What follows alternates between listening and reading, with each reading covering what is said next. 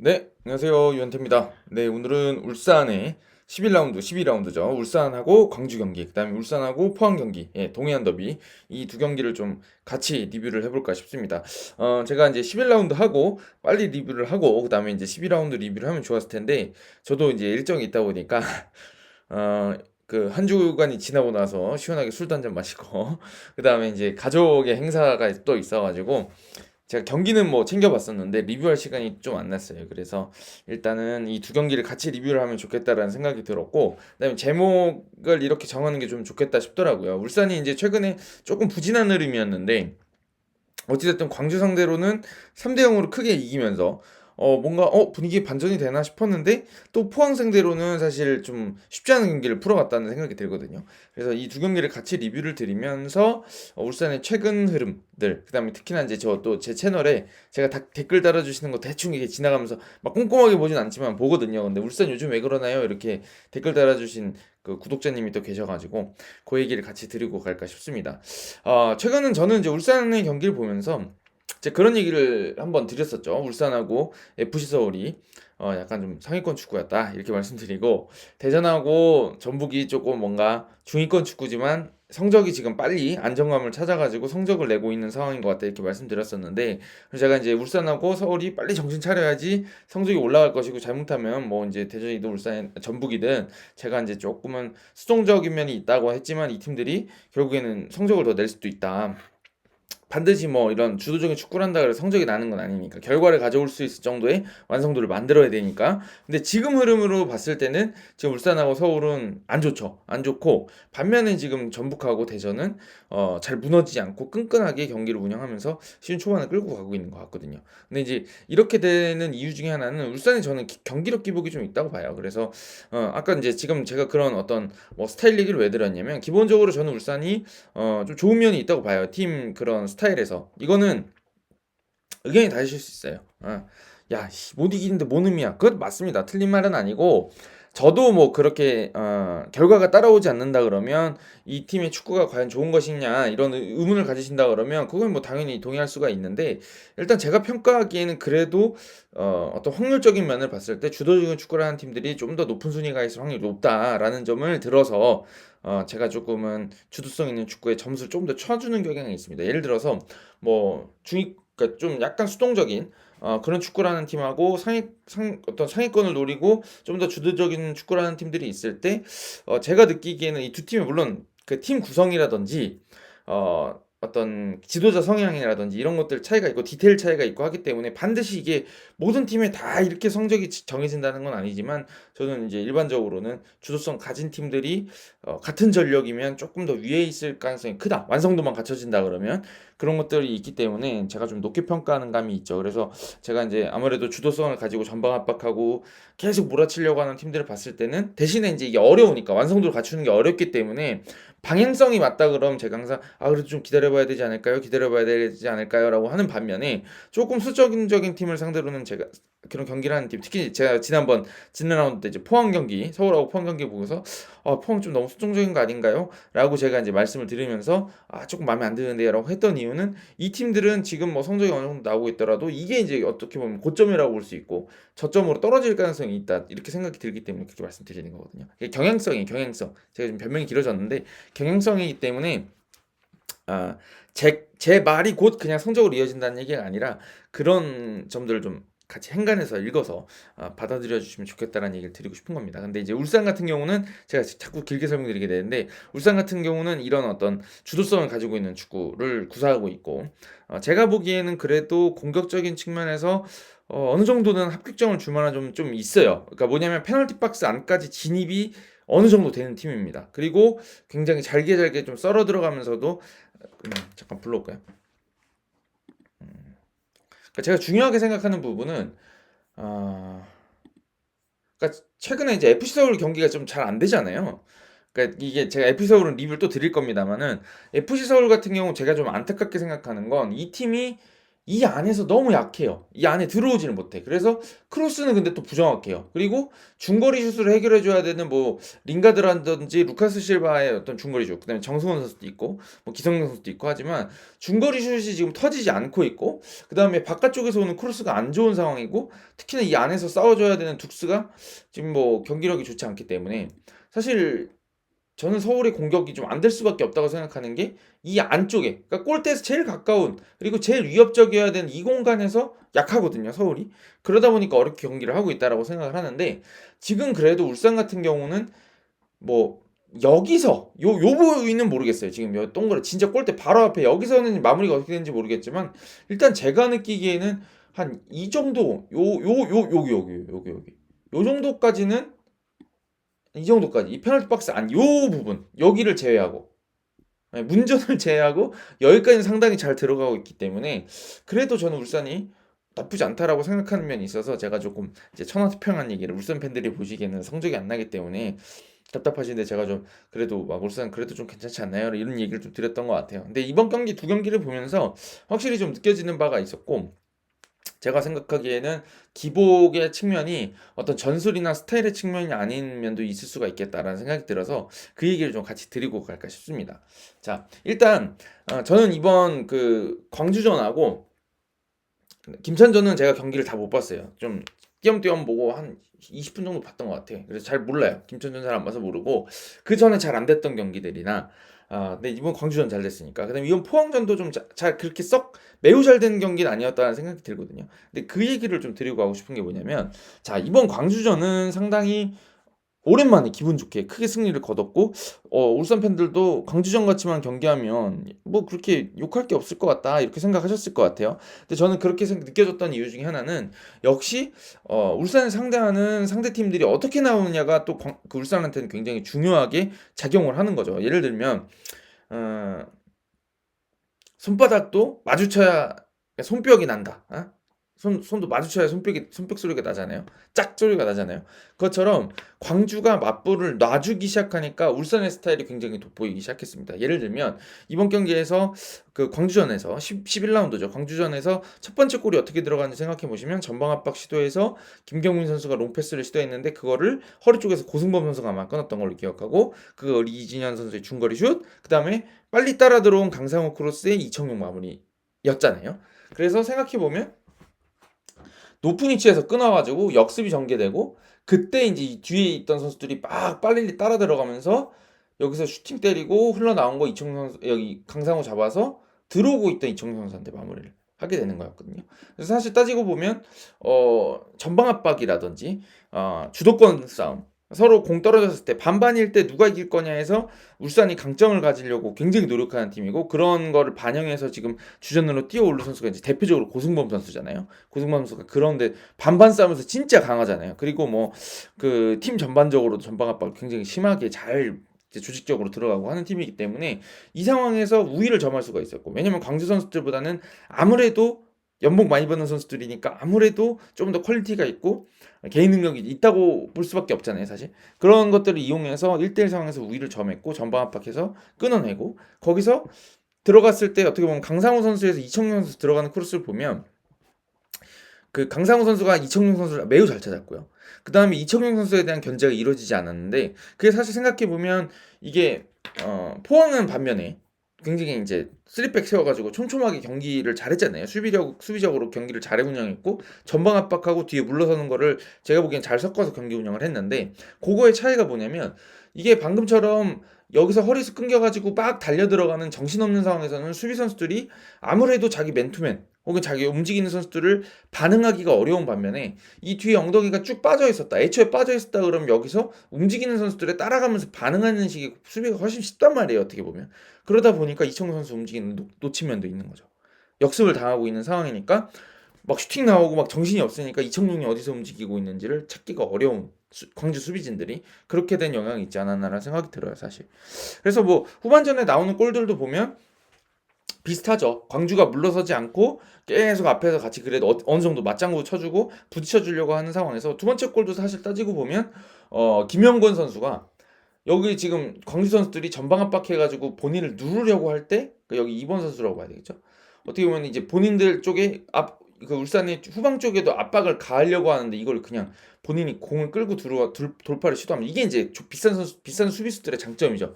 올라와 가지고 그냥 반대쪽에다가 에릭한테 연결하면서 좋은 찬스를 만들었기 때문에 이거는 어떻게 보면 만약에 다른 팀이었다면 어땠을까 생각해 보면 물론 이제 경기 약간 후반 쪽이었으니까 나오긴 나왔겠지만 어찌 됐든 이 밸런스를 자꾸 유지하려고 그랬다 그러면 김영건 선수가 여기까지 치고 들어가는 게 사실 불가능에 가깝잖아요.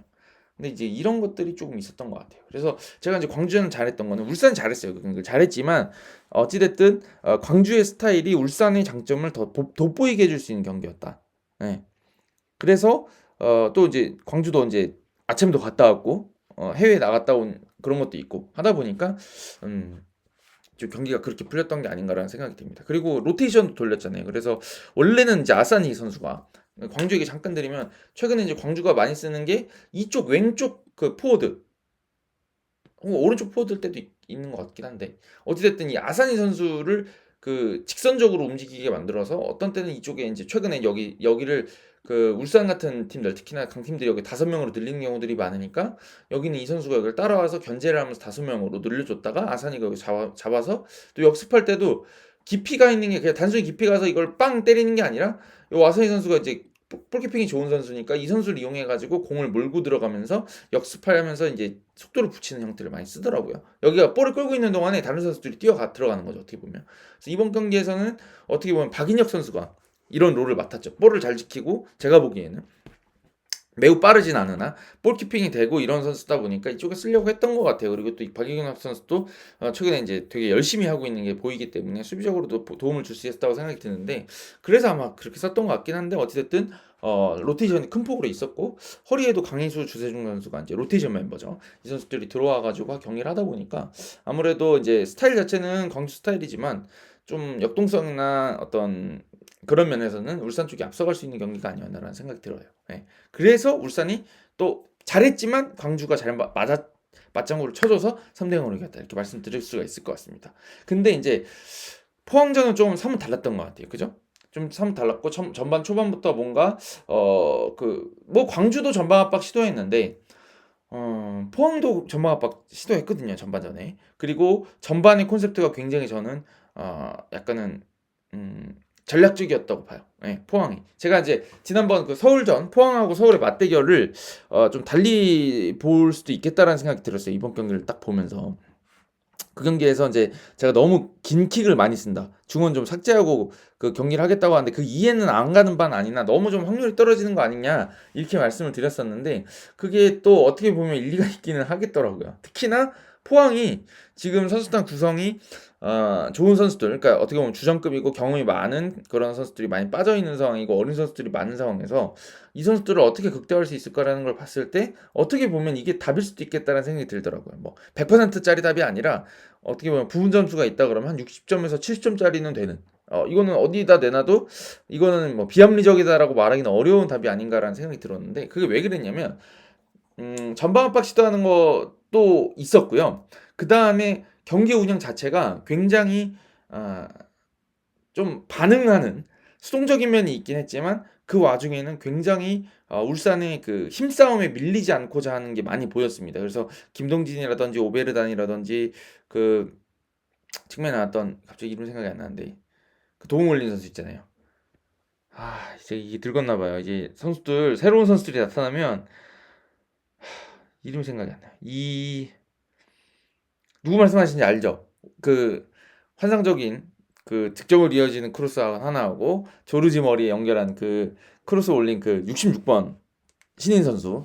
죄송합니다. 제가 이게 늙었어요.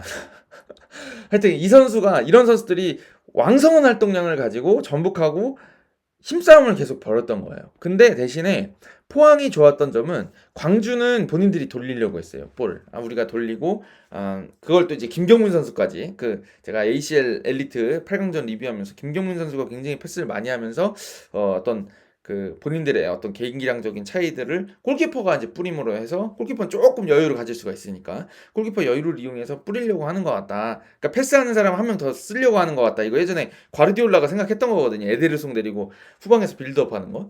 근데 이제 요런 거를 쓰려고 하는 것 같더라고요. 이번 경기에서 그 지난 그 11라운드 썼었는데 포항은 이거랑 전혀 달라요.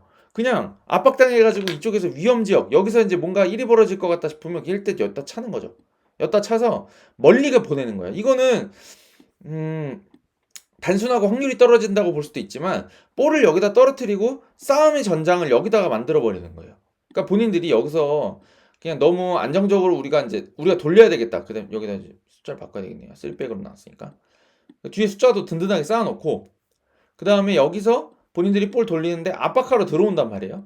압박하러 들어오는데 이게 뭐 매번 그런다는 게 아니라 여기서 안정적으로 돌릴 수가 있죠. 본인들도 여기가 또 3명이고 하니까 숫자가 뒤에 3명이니까 좀 더 안정적으로 돌릴 수 있는 여지도 있는데 이렇게 해서 이쪽하고 주고받고 쉽게 쉽게 하는 것처럼 보이지만 어느 순간에 위험하다 싶으면 이쪽에다 그냥 앞에다가 차놓는 거죠. 근데 여기 이제 앞쪽에 이제 장신의 조르지가 또 여기서 잘 받아주기만 하면 혹은 비벼주기만 하면 여기 떨어지게 될 텐데 그러면 다행인 게 뭐냐면 여기서 공을 뺏기거나 여기서 뭔가 이렇게 짧게 연결하다가 공을 이렇게 짧게 연결하다가 여기서 전장이 벌어지는 것보다 유리한 게 뭐냐면 상대 쪽 진영에서 더 많은 시간을 보낼 수가 있게 되거든요. 그러니까 이거는 하나의 전제 조건은 필요하죠. 이렇게 떨어뜨리고 이쪽에 떨어졌을 때 충분히 빠른 속도로 전진해서 그러니까 체력을 굉장히 많이 쓰죠.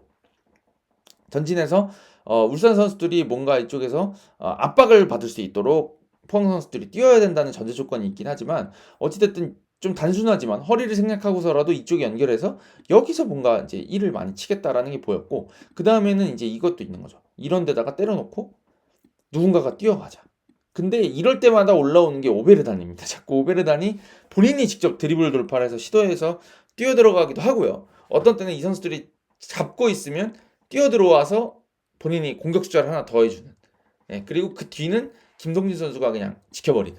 네, 그런 식의 어떤 좀 단순하지만 앞쪽에서 싸우고자 하는 그 것들이 나오면서 굉장히 이제 이 울산을 잘 괴롭혔다라고 볼 수가 있을 것 같아요. 근데 이제 울산이 아까는 그 광주하고 할 때 보면은 본인들이 잘라가지고 뭐 역습도 하고 공간도 좀 있고 그러니까 뒤쪽으로 뭐 이청용 선수도 루빅손 뒤로 넘겨주는 거라든지 왜냐면 광주가 밀고 나오니까 그렇게 뒷공간을 쓸 수 있는 여지가 있는데 포항 같은 경우는 전방 압박 시도해서 강하게 프레싱할 때는 진짜 강하게 프레싱합니다. 그래서 전반전 중반까지가 좀 그랬죠. 전반전 초반 정도 한 10분 정도까지 굉장히 강하게 압박해서 울산 상대로 계속 이제 롱패스를 유도하고 앞쪽에서 싸우지만 이랬다 저랬다 막 서로 막 소유권이 왔다 갔다 하는 걸 하지만 그게 어느 정도 지나고 나서 안정기에 접어들고 나면 그 다음에 또 특히나 이번 경기도 포항이 이른 시간에 선제골을 넣었기 때문에 그 다음부터는 특히나 후반전에는 안정적으로 스리백 쌓아놓고 뒤쪽에서 기다리고 있단 말이에요. 그러다가 이제 역습을 해야 되겠다. 조르지 활용하고 오베르단 활용하고 주닝 활용해서 역습해야지.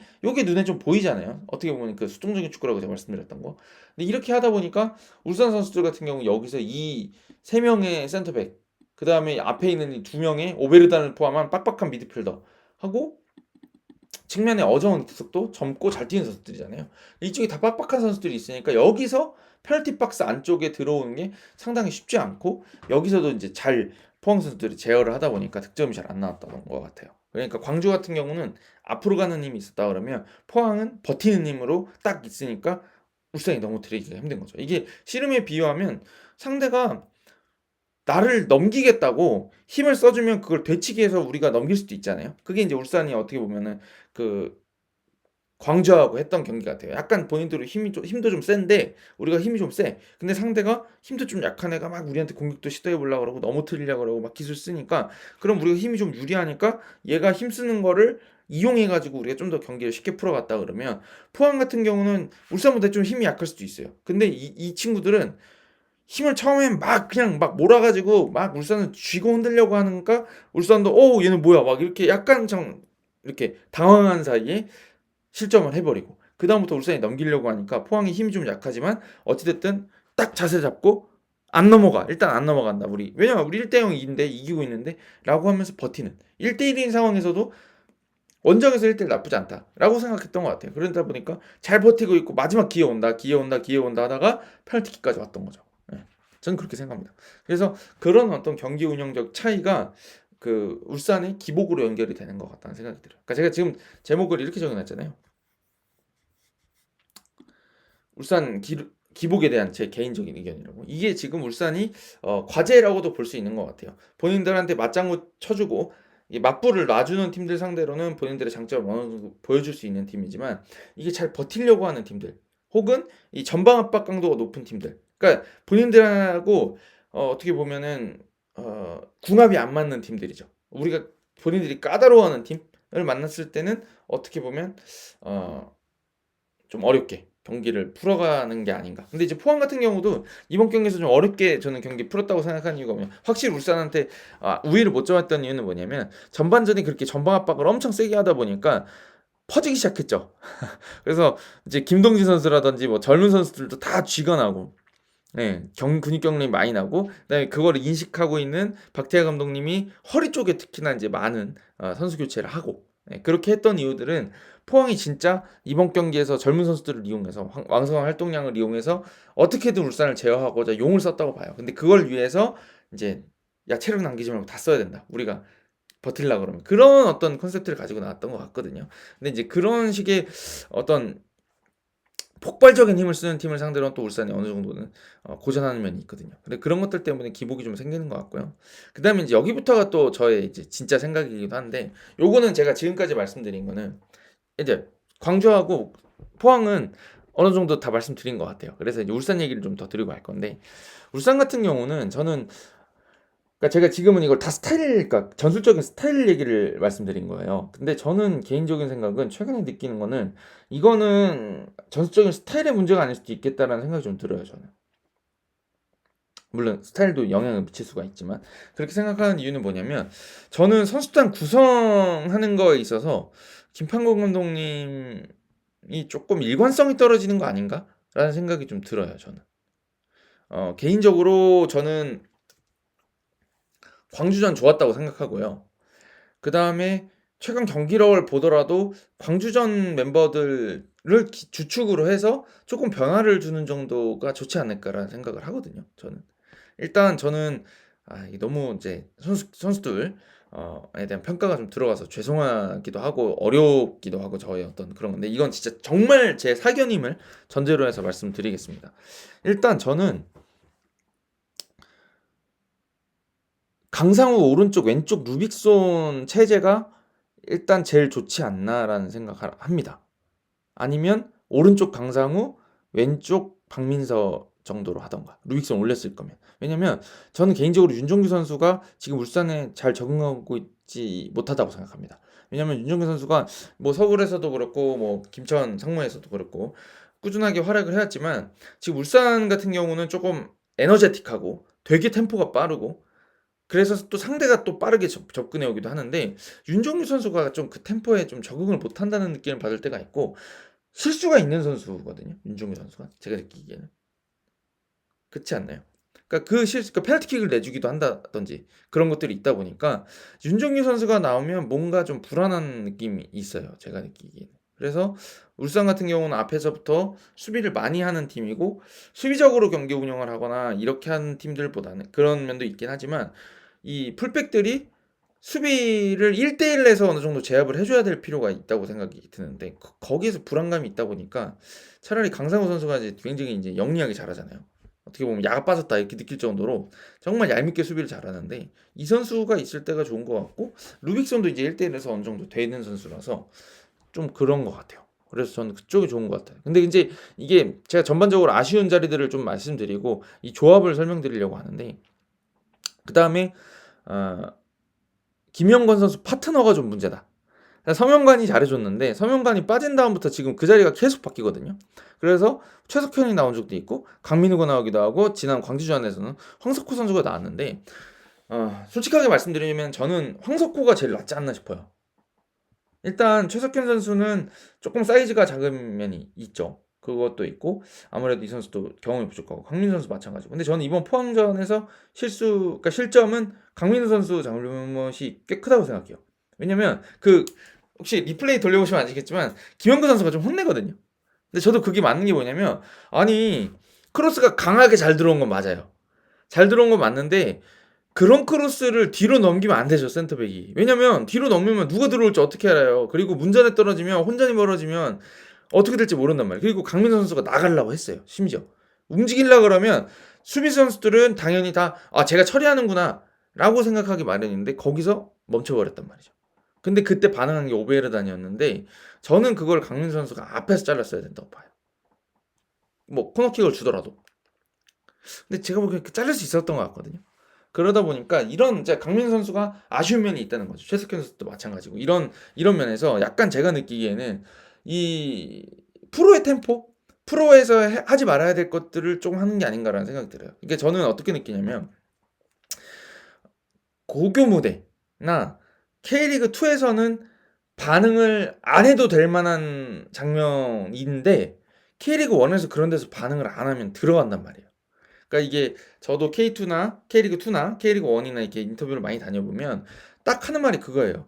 K리그 1하고 K리그 2 차이가 뭐예요? 라고 물어보면 K리그 2는 좋은 장면 만든 것 같은데 잘못한대요. 근데 K리그 1은 이거 좋은 장면이다 싶으면 거기서 좋은 곳에 패스가 들어가고 마무리를 한다는 거죠. 예, 근데 제가 느끼기에는 K리그 1도 많이 안 그럴 때가 있는데 이거는 우리는 K리그 1도 최고의 리그지만 독일 분데스리가를 보시면 좀 티가 나는 것 같아요, 저는. 이게 어떤 느낌이냐면 독일 분데스리가는 사실 세계 최고의 선수들이 막 모여 있는 팀이 사실 바이에른 뮌헨 정도라고 저는 생각하고 나머지들은 굉장히 잘하면 다른 팀으로 팔려가는 경우들이 많죠. 특히나 이제 스페인이나 잉글랜드 쪽으로 많이 넘어가잖아요. 최근에는 좋은 선수들이. 근데 이 분데스리가의 어떤 그런 스타일을 보면 굉장히 전방 압박 강도도 높고 많이 그 소유권이 왔다 갔다 하고 하는데 어느 순간에 딱 저기 폈다라고 하면 그때 여지없이 패스가 들어가고 들어가는 선수도 여지없이 그 위치 딱 들어가서 마무리 해버린단 말이에요. 저는 그 퀄리티에서 조금 이 분데스리가와 K리그 1의 차이가 있지 않나라는 생각을 좀 하거든요. 근데 저는 이거는 수비수들한테도 적용될 수 있는 문제라고 생각해요. 그러니까 이거 지금 해야 돼. 이거는 무조건 잘라야 된다라고 하면 들어가서 안정적으로 잘라낼 수 있느냐. 이게 중요한 것 같은데 저는 이게 지금 제가 지금 설명드리는 게 K리그2, K리그1, 분데스리가 이렇게 예를 들어서 이 계층이 있다 그러면 지금 이걸 해야 될지 말아야 될지 정확한 판단을 내려야 되고 그런 높은 수준의 공격수들을 겪어봤어야지 수비수들이 이건 뒤로 흘리면 큰일 난다 이걸 느끼고 있어야 되는데 제가 보기엔 강민수 선수가 좀 나이브했던 게 아닌가라는 생각이 들거든요. 그래서 그 점이 좀 아쉬웠고 그 다음에 이제 강민수 선수한테 제가 또 하나 아쉽게 생각하는 건 뭐냐면 명시적인 실수는 아니야. 명시적인 실수를 강민수 선수가 하는 게 아니라 동료들이 하는데 제가 보기엔 강민수 선수가 빌미를 준다는 느낌을 좀 받을 때가 있는 게 뭐냐면 예를 들면 그게 이제 몇 번 그 경기 중에 제가 그 동해안 더비 때 봤기 때문에 말씀드리는 건데 공이 있었네요. 그러니까 예를 들면 이런 건데 여기서 이 선수가 공을 받으러 달라고 해서 나와요. 그러면은 이걸 주고 받을 수도 있어요.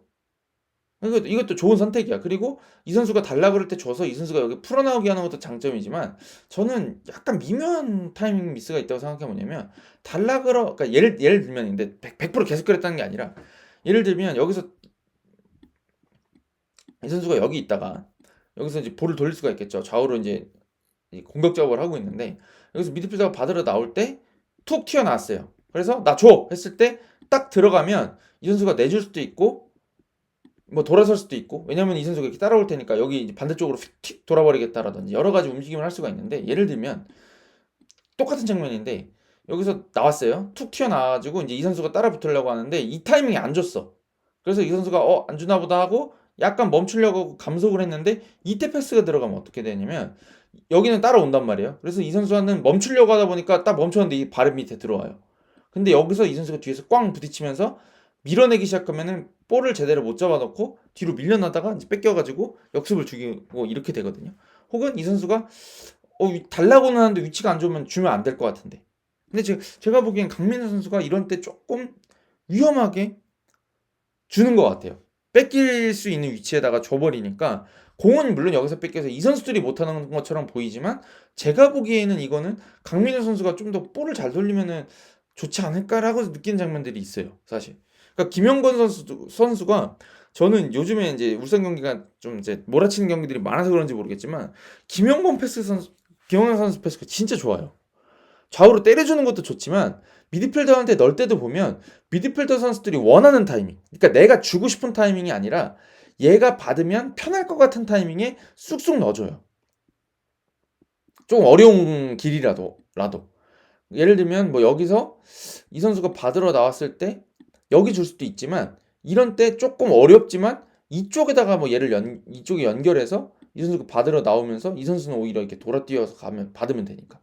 혹은 약간 느낌이 이게 좀 너무 선회하는 건지 모르겠지만 약간 김영건 선수는 오히려 이렇게 여기 바짝 붙어 있으면 이 약간 느낌이 이걸 그냥 이렇게 주는 게 아니라 이렇게 주면 뒤로밖에 못 나오니까 약간 이런 때는 오히려 느낌이 약간 이렇게 줘버리는 거죠. 이게 딱 맞는 건 아니에요. 근데 약간 느낌이 내가 얘한테 8번한테 주겠다라는 느낌이 아니라 내가 흐름을 알고 있다는 느낌? 5번한테 주는 게 좋을 것 같은데 여기 지금 11번이 잡고 있으니까 하나 거쳐가야 되겠다 싶으니까 아예 줄 때부터 이 8번한테 줄 때부터 패스 어떤 그 강도나 어떤 방향 같은 게 야, 얘 5번 주면 돼 라고 하는 것처럼 줘요. 그래서 이게 이렇게 해서 이렇게 가게. 원터치에 이렇게 가게. 그러려고 그러면 이 선수 패스 가는 것도 중요하거든요. 왜냐면 이거를 패스를 약하게 줘버리면 8번한테 주더라도 약하게 줘버리면 이 선수가 이거 약하네 받으러 나와서 줘야 되는데 이때는 여기 못 주거든요. 11번하고 위치가 그대로 돼 있으니까 이럴 때는 오히려 어떻게 보면 좀 강하게 줘야 되죠. 여기서 강하게 줘버리면 여기 리턴이 이렇게 나갈 테니까 아까보다 여기서 받을 때랑 미묘하게 차이가 있지만 깊은 위치에서 주니까 이 선수가 받기는 더 편해요. 앞으로 나가면서 받을 거니까 약간 이런 느낌. 그래서 저는 이런 빌드업적 측면이라든지 그 다음에 볼을 끊었을 때 그냥 단순히 걷어내느냐 아니면은 잘라내면서 우리 팀한테 연결을 시키느냐 그 다음에 빌드업 할 때 좀 더 누가 안정적이냐 이런 것들을 봤을 때 볼 처리하는 거라든지 황석호 선수가 제일 괜찮았던 것 같거든요. 강민우 선수는 특히나 이번 그 포항 스틸러스전에서는 조금 전반전에 불안한 볼 처리들이 몇 번 있어서 후반전에는 그냥 사이드라인으로 걷어내 버리더라고요. 저는 그렇게 느꼈거든요. 전반하고 달라요. 좀 경기 운영이. 그래서 저는 이럴 거면 그냥 좀 베테랑 2명 황석호 쓰면서 장기적으로 이 어떻게 보면 뭐 1대 0이나 2대 0으로 이기고 있는 경기에서 선수 교체해 가지고 10분씩 20분씩 최석현, 강민호를 같이 키워가는 방향으로 가야 되지 않나. 지금 서명관이 없는 상황에서 이렇게 저는 보이는데 이게 좀 다른 것 같아요. 그리고 미드필더 구성도 되게 많이 바뀌죠. 이진현 선수, 이청용 선수, 그다음에 정우영, 이희균, 고승범, 보야니치 이런 선수들이 많이 있는데 사실 이 선수들이 다 능력이 있는 선수들이 각자 어떤 그 다른 색깔을 가지고 있는 건 알겠는데 제가 보기에는 어느 정도 주전을 좀 정해놓는 게 나쁘지 않을 것 같아요. 제가 느끼기엔 어쩔 수 없어요. 예를 들면 제가 느끼기에 베스트는 뭐 정우영, 보야니치 둘 중에 한 명 있고 그 다음에 이청용하고 이진현 선수가 이것도 그렇긴 하네요. 뽑긴 어렵네. 그럼 어찌됐든 이거를 그 틀을 좀 맞춰가야 될 것 같은데 이번 경기 같은 경우도 이제 보야니치가 나오긴 했지만 좀 이희균 선수가 겉도는 느낌이 좀 들었단 말이죠. 저는 그렇다 그러면 그 자리에 그 차라리 이제 이진현 선수를 좀 쓰고 이희균 선수를 후반에 넣는 방향으로 해야 되지 않겠느냐라는 생각은 또 좀 하거든요. 사실 그러니까 그런 게 어떻게 보면 본인들이 제일 잘할 때, 제일 좋을 때 거를 좀 유지하면서 계속 가야 되는데 매번 이제 변화가 좀 크다는 느낌을 좀 받아요, 저는. 네. 그다음에 허율 선수. 허율 선수도 이제 장점이 있는 선수인데 이 선수 좀 단점도 있는 선수죠. 왜냐면 허율 선수가 부지런하고 수비도 잘해주고 어 높이도 있고 힘도 좀 쓰고 이런 선수지만 이 선수가 득점력이 좀 약한 선수잖아요, 사실. 득점 이번 시즌 득점 잘하고 있지만 이게 지금 어떻게 보면 골잡이다 이런 느낌을 주기엔 사실 부족한 면이 있다고 생각하는데 그런 것들 때문에 허율 선수한테는 장단점이 있어서 어떻게 쓰는지를 고민을 좀 해야 될 것 같은데 이게 지금 이번 경기에서 포항 상대로 허율 선수가 나와버리니까 쓰리백이었고 그러다 보니 되게 이제 허율 선수가 안 보이는 것들이 좀 나왔던 것 같아요. 그래서 저는 그런 기복을 좀 줄이기 위해서라면 제가 느끼기에는 조금 붙박이 선수들 그다음에 좀 어, 선수 개인의 선택에 있어서 조금 더 나은 선수들을 선택하고 그거 선수들을 바꾸지 않고 어느 정도는 유지해 가면서 팀을 운영할 필요도 있지 않겠느냐라는 생각을 해봅니다. 그러니까 예를 들면 에릭 선수가 계속 주전으로 제가 보기엔 좀 더 낫거든요. 에릭이 좀 나와야 되고 팀을 생각했을 때는 황석호 선수가 좀 센터백으로 나와야 될 것 같고, 이제 윤종규 선수보다는 강상호 선수가 좀 오른쪽을 맡아줘야 될 것 같고, 이번에는 엔트리 제외던데 이유는 모르겠지만 부상이 있었나 싶긴 한데 그런 면들이 좀 있고, 허리 쪽도 좀 정리가 돼야 될 것 같고, 이런 생각이 있어요. 그러니까 스타일 자체가 문제라기보다는 어떨 때 보면 감독의 어떤 선수 선발이라든지 그런 선수 기용 문제도 좀 팀에 영향이 있는 게 아닌가라는 생각을 해봅니다. 근데 이거는 제가 제목에 써놨던 것처럼 매우 저의 개인적인 의견이다라는 얘기를 드리겠습니다. 네. 길었네요. 이 정도 하고 일단 가보고요. 또 다른 팀들도 리뷰할 생각이 있으니까 이번 주에 부지런히 한번 리뷰를 채워가 보도록 하겠습니다. 가보겠습니다, 여러분. 감사합니다.